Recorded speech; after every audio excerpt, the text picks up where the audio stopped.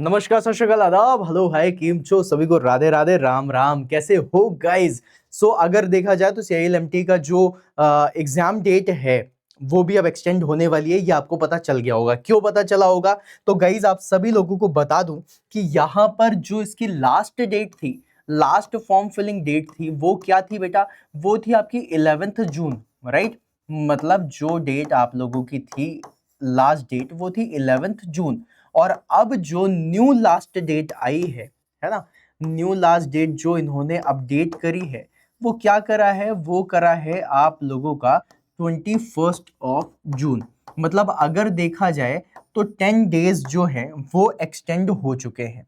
मतलब हमारे पास 10 दिन एक्सटेंड हो चुके हैं। अब यहाँ पर जो आप लोगों की एक्सपेक्टेड डेट बोली जा रही थी, देखो बहुत सारे लोगों ने बहुत सारी डेट्स बोली हैं, इस चीज को दिमाग में रखना है ना। हर कोई कह रहा है कि भाई इसका एग्जामिनेशन आप लोगों का अगस्त सितंबर तक जाएगा, सितंबर तक जाएगा, सितंबर लास्ट में होगा। बहुत सारे लोग जो हैं जो बोल रहे हैं कि इसका एग्जामिनेशन अगस्त लास्ट में जाएगा। बहुत सारे लोगों ने बोला है कि जुलाई में जाएगा। और जो हमारी एक्सपेक्टेशन डेट थी अब वो ये थी कि भाई अगर जल्दी से जल्दी भी होता है, एज अर्लीस्ट एज पॉसिबल, तो अर्लीस्ट जो हम लोगों ने लिया था, राइट, वो क्या लिया था? अर्लीस्ट डेट जो हम लोगों ने ली थी, अब ये डेट किसकी है बेटा?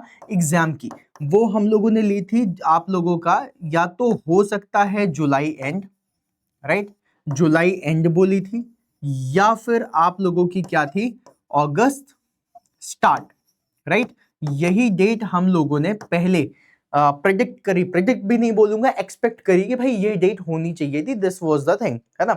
लेकिन अब यहां पर आप लोगों को बहुत अच्छे से फील आ रहा होगा कि 10 दिन अगर एक्सटेंड हुए हैं, तो अगर मैं जुलाई एंड से भी 10 दिन एक्सटेंड करूंगा तो मिनिमम से मिनिमम भी सेकेंड वीक ऑफ अगस्त आप लोगों का पड़ता है, राइट। अगर सेकेंड वीक ऑफ अगस्त बोले तो अगस्त मिड हो गया।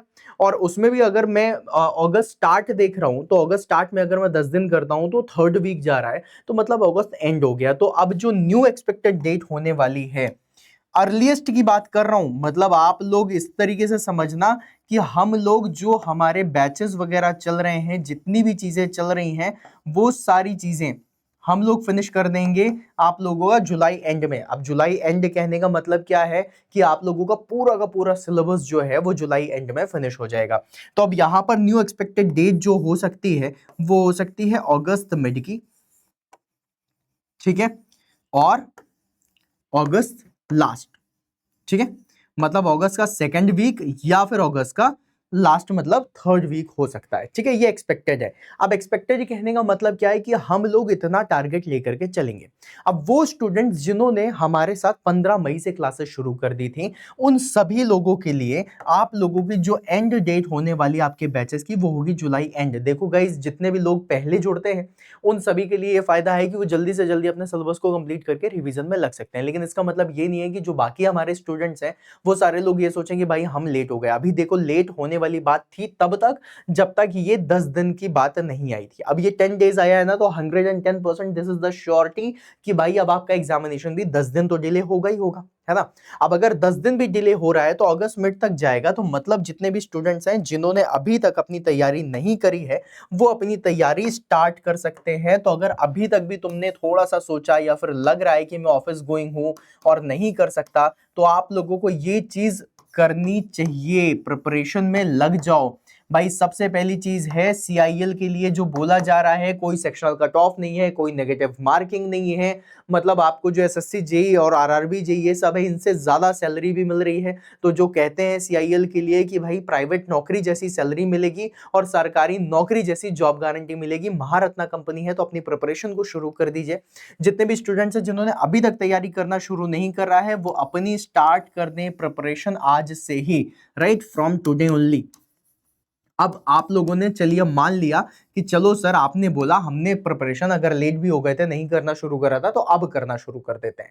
अगर आप लोग अभी से ही प्रिपरेशन करना शुरू करते हो, द नेक्स्ट 60 डेज आपके पास बचेंगे। मिनिमम से मिनिमम भी अगर देखा जाए तो 60 डेज आप लोगों के पास हैं, जिसमें आप लोगों की बेहतर लेवल पे तैयारी हो सकती है, राइट, बेहतर लेवल पे तैयारी हो सकती है। अब आप बोलोगे सर बेहतर लेवल पे कैसे तैयारी हो सकती है? देखो गाइस, अगर तुम प्रॉपर प्लानिंग के साथ चलोगे, प्रॉपर प्रिपरेशन के साथ चलोगे, तो फिर तुम्हारा सिलेक्शन जरूर होगा, तुम्हारी तैयारी बहुत अच्छी होगी। अगर तुम प्रॉपर प्रिपरेशन में पीएचडी करने बैठ गए तब तो तुम्हें फाउंडेशन में जाना पड़ेगा, और फाउंडेशन टाइप की तैयारी तुम सीआईएल के लिए नहीं कर सकते।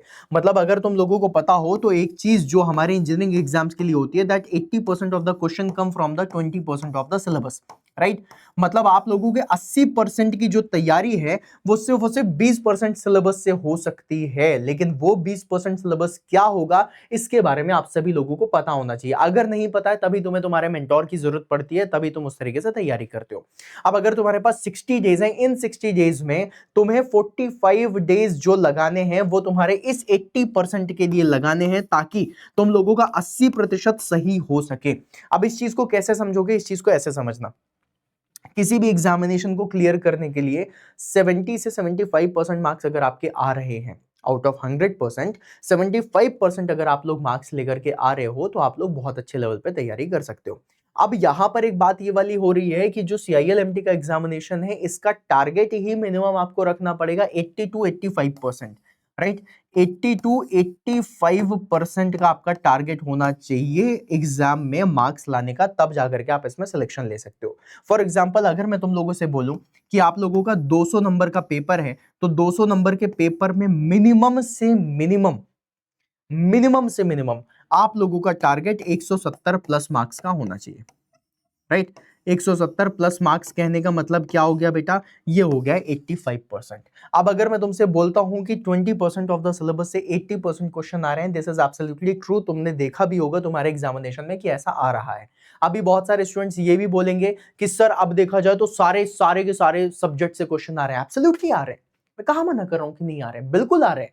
लेकिन बेटा अगर तुम सारे सब्जेक्ट्स का भी, मतलब अगर तुम आरएसी पकड़ लो, थर्मो पकड़ लो, तो थर्मो का 20% ऑफ द जो टॉपिक है ना उसी से ही सारे क्वेश्चंस पूछे जा रहे हैं। आरएसी के जो 20% मोस्ट इंपॉर्टेंट टॉपिक है उसी से ही सारे क्वेश्चंस आ रहे हैं। वो हर एक चीज को टच करते हुए नहीं जा रहे, जो मोस्ट इंपॉर्टेंट और जो मोस्ट हैवी वेटेज वाले टॉपिक्स हैं उनसे वो क्वेश्चन पूछ रहे हैं। अगर वो ऐसा कर रहे हैं तो इस केस में आपको क्या करना चाहिए, इस केस में सबसे पहले आपको वो 20% सिलेबस को कंप्लीट करना है जिससे आप लोगों के 80% क्वेश्चंस आएंगे।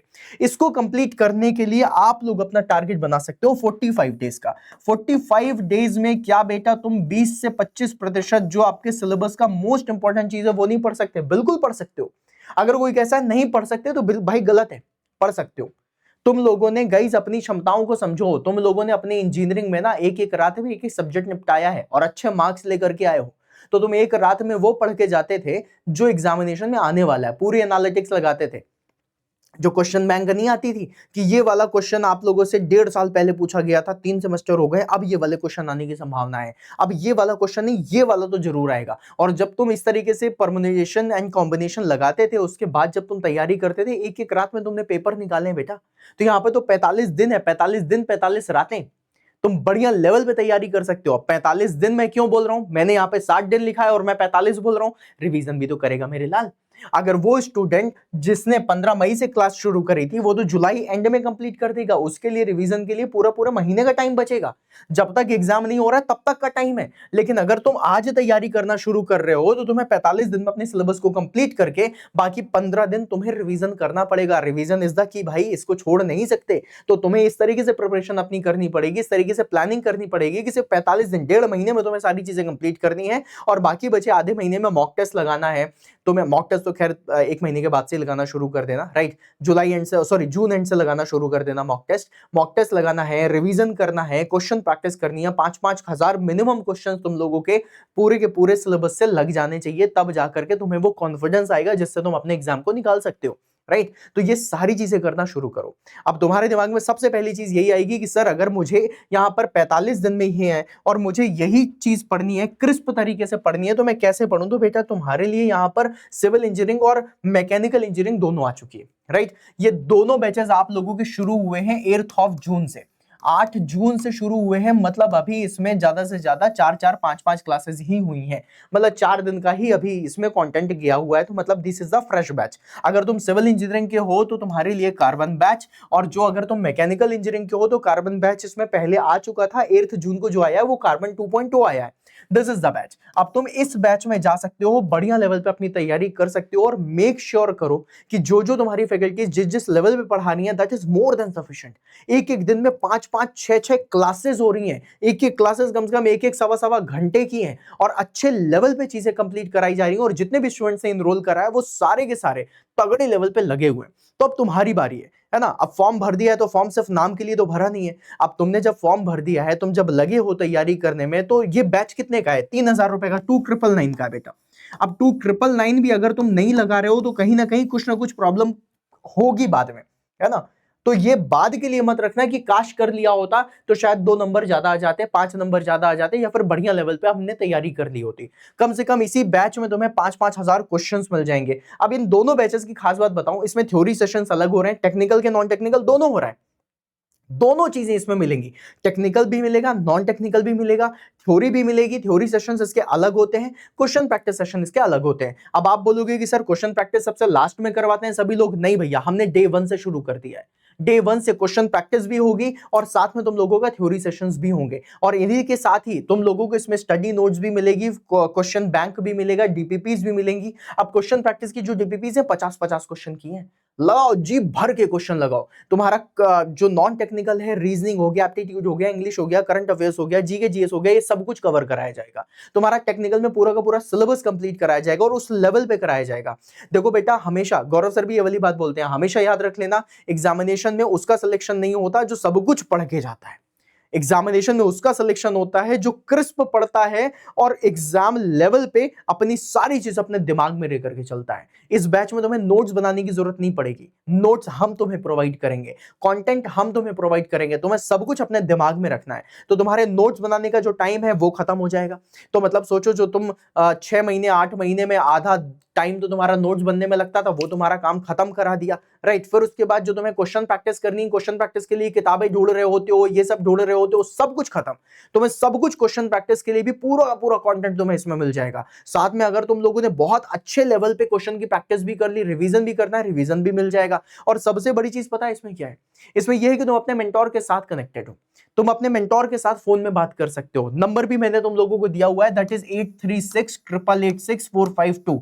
इस नंबर पे भर भर के कॉल्स आती हैं, भर भर के सबके जितने भी स्टूडेंट्स हैं सबका रिस्पांस दिया जाता है। और एक चीज और बता दूं, जितने भी स्टूडेंट्स हैं जिन्होंने कॉल किया होगा, जितने भी स्टूडेंट्स हैं जिन्होंने ये सेशन देख रहे हो और जिन्होंने भी कॉल किया होगा, आप सब लोगों का रिस्पांस दिया गया होगा। अगर आप लोगों को इसमें भी प्रॉब्लम हुई होगी ना कि सर फॉर्म भरने में मैं कौन सा डॉक्यूमेंट लगाऊं, तो उसमें भी गाइड किया होगा। पेमेंट वाले चीजों में प्रॉब्लम आई होगी तो बताया गया होगा किस तरीके से करना है। मतलब हम लोगों ने किसी भी स्टूडेंट को खाली नहीं छोड़ा है, हर स्टूडेंट का कॉल उठाया है। अगर किसी स्टूडेंट का कॉल नहीं उठा पाए तो उसको कॉल बैक करा है। और कॉल फ्लो इतना ज्यादा था, उसके बाद भी रात के 11-11 12-12 बजे तक फोन उठाया है। तो तुम ये सोचो, और किसी भी स्टूडेंट से ये नहीं बोला बेटा बैच ले लो बैच ले लो। क्यों? क्योंकि जिस स्टूडेंट को बैच लेना होता है वो आ करके आराम से ले लेता है। मैं यहां पर फीचर बताने के लिए आया हूं कि तुम्हें क्या करना चाहिए। सॉल्यूशन और एग्जीक्यूशन तुम्हारा होगा, डिसीजन तुम्हारा होगा, तुम्हें डिसाइड करना है एग्जाम ऑन एजुकेशन के साथ बेस्ट तरीके से बेस्ट क्वालिटी पे तैयारी करनी कि नहीं। मार्केट में अभी तुम्हें 999 रुपए में भी बैचेस मिल जाएंगे, ठीक है। और वो तुम्हें भी पता है कि अगर क्वालिटी होगी तो 999 में तो नहीं मिलने वाली। नाइकी का जूता 999 में नहीं मिलता बेटा, उसके लिए प्राइस देनी पड़ती है। अब आप बोलोगे सर नॉर्मल जूते से भी तो दौड़ सकते हैं, बिल्कुल दौड़ सकते हो, लेकिन मैराथन नहीं दौड़ सकते। ये प्रिपरेशन करना, ये एग्जाम निकालना तुम्हारी मैराथन है। तुमने 900 रुपए या फिर 500 रुपए का जूता खरीदा, आधे रास्ते में जूता टूट गया तो नंगे पैर तो नहीं दौड़ पाओगे ना। तो तुम्हारी पूरी की पूरी प्रिपरेशन, पूरी की पूरी मेहनत सब खराब हो जाएगी। लेकिन अगर पैरों में नाइकी का जूता है ना, तो तुम्हें पता है मैराथन से ज्यादा दौड़ के चला जाऊंगा, दूसरी मैराथन भी दौड़ लूंगा इन्हीं जूतों से। क्यों? क्योंकि तुमने इन्वेस्ट करा है सही चीज में, सही क्वालिटी में। तो क्वालिटी के साथ कॉम्प्रोमाइज मत करना अगर तुम तैयारी कर रहे हो। जरूरत नहीं है कि तुम कार्बन बैच में जाओ, लेकिन जरूरी यह है कि तुम जिस भी बैच में जाओ उसकी क्वालिटी को चेक करके जाना। एंड क्वालिटी कभी भी सस्ते में नहीं आती। चीप एंड बेस्ट वाली चीजें अब हमेशा अलग हो चुकी हैं। पहले होता था चीप एंड बेस्ट क्योंकि मिलावट नहीं थी। आज की डेट में मिलावटें ज्यादा हैं। आज की डेट में बोला जाता है लाइव सेशन पकड़ा देते हैं रिकॉर्डिंग, और रिकॉर्डिंग के साथ अगर कभी भी आते हैं आधे आधे घंटे के सेशन मिल रहे हैं। आधे घंटे में कोई तैयारी होती है टेक्निकल की? या चिड़िया उड़ खेल रहे हैं क्या आधे आधे घंटे में? ऐसे तो भाई सेशंस हो रहे हैं दूसरों के। और ये सारी चीजें हमें पता है और तुम्हें भी पता है। बहुत सारे लोग किसी और ऑर्गेनाइजेशन में जाकर के सेशन लेकर के या फिर बैचेस लेकर के फंस गए हो। अगर फंस भी गए हो ना, तो ये मत सोचना कि भाई साहब फंस गए हैं तो अब इसी से ही कंटिन्यू करते हैं। नहीं, तुम्हारे फ्यूचर की बात है, और अगर तुम्हारे फ्यूचर की बात है स्विच इट। 1000-2000 में कोई फर्क नहीं पड़ेगा, लेकिन अगर सिलेक्शन नहीं हुआ तो बेटा बहुत ज्यादा फर्क पड़ेगा। तो तुमको डिफाइन करना, अपना वाइज चलना है।